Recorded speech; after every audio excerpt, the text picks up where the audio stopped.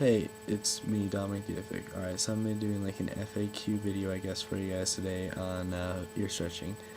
And like the do's and don't do's. So first of all, you want to start off really slow. Don't be skipping sizes in the first couple. I know you want to get bigger, you want to do it faster. Trust me, take it from my experience, it's not. Patience is definitely a virtue in this situation. When you do stretch, you want to go slowly. You want to make sure your ears are healed between each stretch, like fully healed. And that's typically anywhere from like 3 weeks maybe to 2 months, depending on your body and how fast you stretched and how you stretched and the different gauge sizes you went up to. So another thing, it's not called gauging your ears, it's called stretching your ears, just so all you kids know. Alright, now typically when you're stretching your ears, you use these.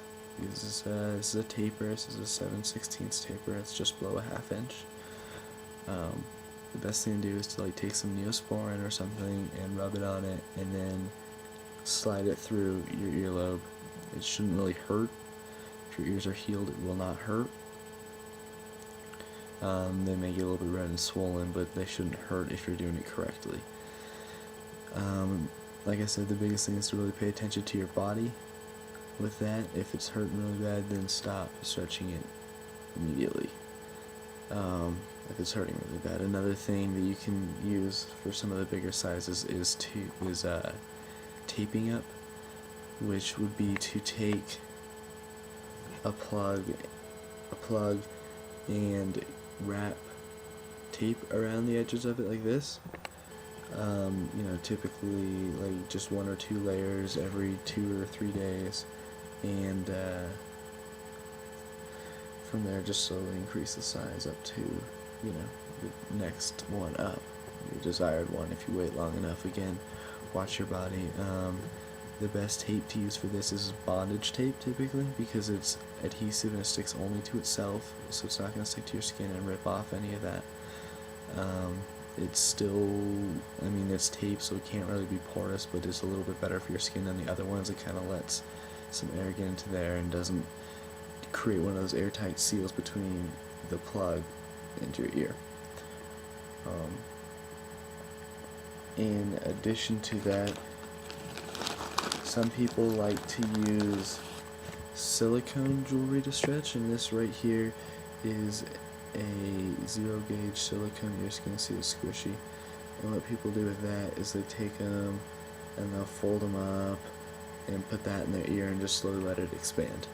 Now that's terrible for you. First of all, what it does is it creates an airtight seal between your ear and this silicone piece right here. So when you try to pull that out, you're going to be ripping off all the skin on the inside of your ear. And as much fun as it is to go up sizes and to be able to wear that next size of jewelry, if you don't have an earlobe left, you can't wear that jewelry. Trust me, I have personal experience with this. Also, take your plugs out constantly. Try to leave your ears naked, so to speak, for a couple hours a day. This is going to cut down on blood loss or anything, because plugs, especially when they're bigger, can be really heavy, and they can cut down the blood circulations getting through here, and this part of your ear can essentially die.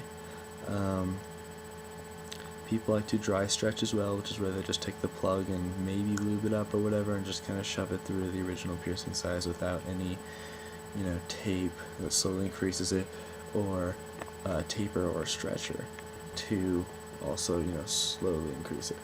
So terrible for your ears. Again, it's a lot of shock for it and can cause a lot of rips, especially the bigger sizes.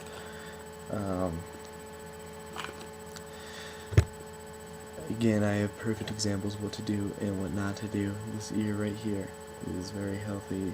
There's a little bit of blood on the back. I'll explain that in a second, but it's very healthy. It's looking good, and my other ear is essentially in 2 pieces.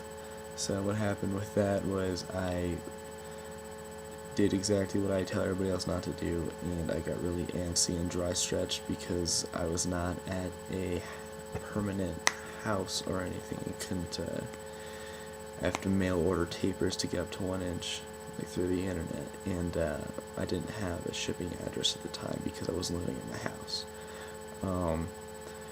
And so I went to the mall and bought 1 inch plugs and put those in instead, and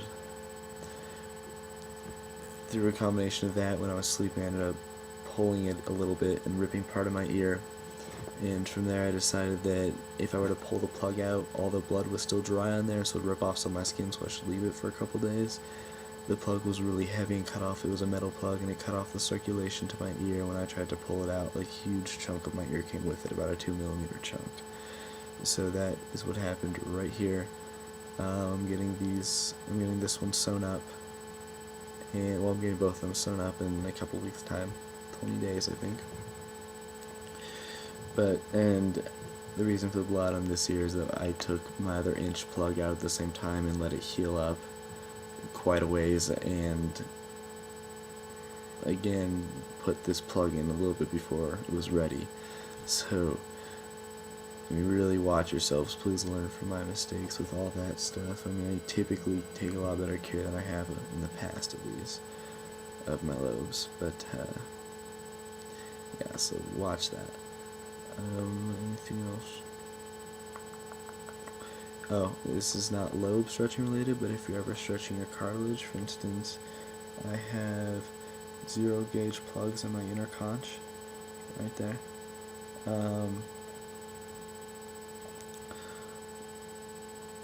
Make sure you do it really slow and wait even longer. When you think it's healed, wait another couple weeks before you stretch anything. If you stretch your cartilage too fast, you can shatter it, which will destroy your entire ear.